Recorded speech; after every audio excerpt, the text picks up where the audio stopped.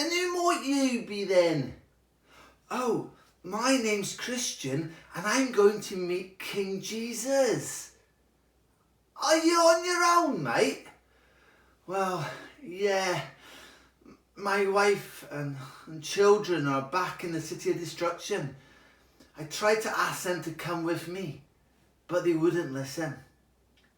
2 of my friends came at the start, but one quickly turned back. But the other came, but then we fell into the swamp of sadness and he soon gave up. I was rescued by a man called Help. Help told me that this journey wasn't for the faint-hearted. It wasn't for the wishy-washy. That this journey was going to be really difficult and that I needed to be really committed. To be honest with you, I nearly gave up myself. This burden on my back, it's getting me down. It makes me feel so bad and so terrible for all the things that I've done wrong.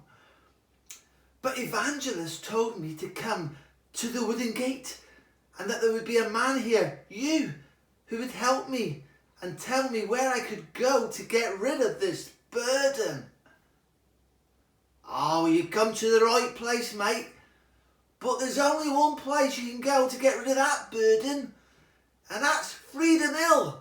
You gotta go to Freedom Hill, my brother. That's the only place that you can go to get rid of that burden. So keep on the straight path and keep going. Keep going, mate.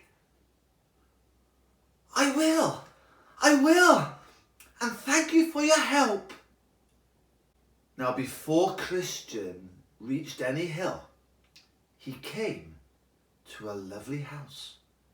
And standing at the entrance of the house was a beautiful woman who greeted him. This woman was called the interpreter. The things you see here will help you on your journey. They will bring light to you and help you understand the hidden things. My dear boy, the gatekeeper was right to say you would be helped here. As the interpreter, I bring light where there is darkness. These are the followers of the King, who leads them by the way of the light in his book. The King's promises are always at their side. They gaze upon what will last forever. Keep this in mind as you will meet people who will pretend to lead you in the right, but will only lead you into misery, like this man who has no hope. Now, one of the images that the interpreter showed Christian was of 2 baby boys. One of the boys was called Passion, and the other baby boy was called Patience. Now, Passion was always having tantrums. He always wanted everything now. He coveted the things of this world and wasn't prepared to wait. Everything had to be now. Patience, on the other hand, was quite different. He was very calm and he was prepared to wait for the better things. The better things that would come after this world. The things that were real. The things that were lasting. I guess that this is teaching me to wait patiently for the things that the King wants to give me once I reach the Celestial City. And it's also teaching me not to be tempted to leave the path. That is correct, dear Christian. My dear boy, you are ready to continue your journey. Think carefully about the things you have learnt today, that they may lead you to that place your heart so longs for.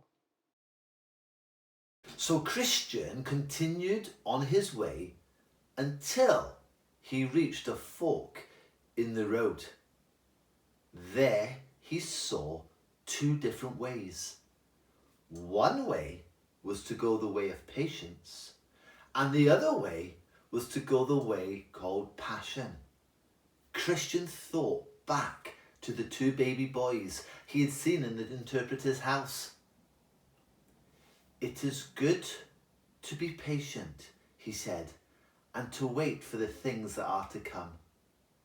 And so Christian decided to take the way of patience, although it looked a lot harder and more difficult to him. He came to the bottom of a hill and started to climb. The road was very, very steep, but he kept going. "Please give me the strength to keep going. Please, King Jesus, give me the strength. This must be Freedom Hill, the hill that was described to me by Goodwill." As he got to the top of the hill, he saw a great light. The light was so great and powerful. He started to feel the burden on his back become loose. The closer he got to the top of the hill, the looser the burden became. He looked to the top of the hill and saw the cross. The cross was where King Jesus had won the victory. Christian was filled with joy when he saw it. He ran with joy in his face, and as he did, the burden fell from his back. He was free. The burden tumbled down the hill and disappeared into a tomb never to be seen ever again. "I'm free! I'm free at last! Oh, thank you, King Jesus! I'm free!"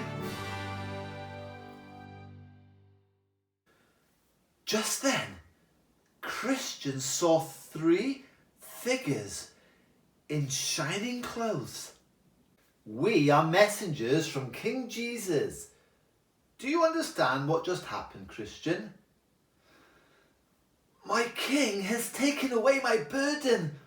My King has cleansed me and given me a new heart. He's given me a new life. It was nothing that I had done. It was all of him." "Well, Christian, here are some new clothes for a new life." "Oh, thank you, thank you." "The King has made you one of his own. You will walk as a prince before him."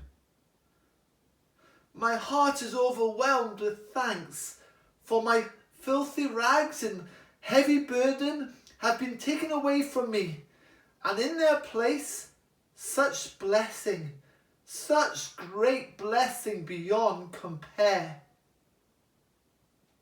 Cool, wasn't that exciting, children? Christian's burden of sin taken away forever, and he's been given a new life, and it's all because of what King Jesus did on the cross. Wow. Well, next week, Christian continues on his journey, and he's about to face his biggest test ever. So make sure that you come back next week and find out what happens. So until then, it's bye from me. Bye.